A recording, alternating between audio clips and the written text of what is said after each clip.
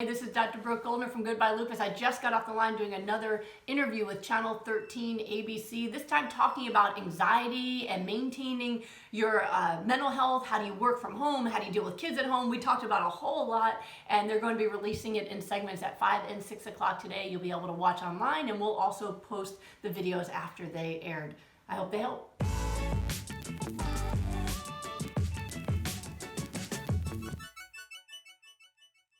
Well, there is a lot of uncertainty surrounding this pandemic, and we know it's causing anxiety for so many of us at home. ABC 13's Mycah Hatfield spoke with psychiatrists today. She joins us live now with some healthy ways to handle that anxiety and also try and actually find some relief. Mycah?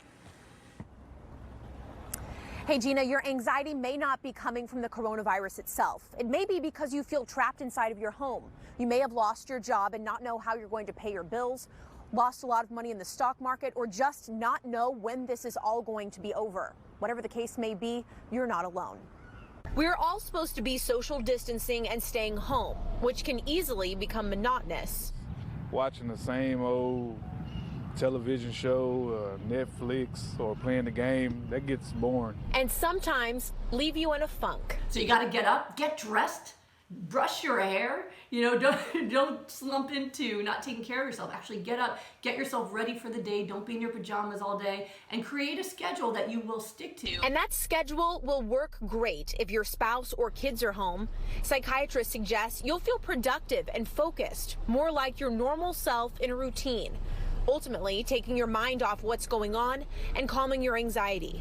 Plus, it will keep your children occupied and give them the structure they would usually have at school. But basically, an hour of guitar practice, and then you get a 30-minute break for free play.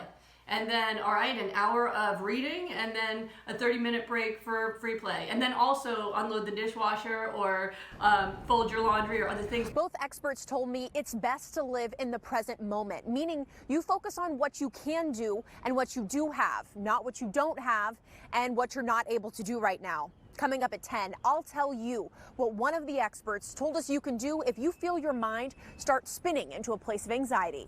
Live at Herman Park, Mycah Hatfield, ABC 13 Eyewitness News.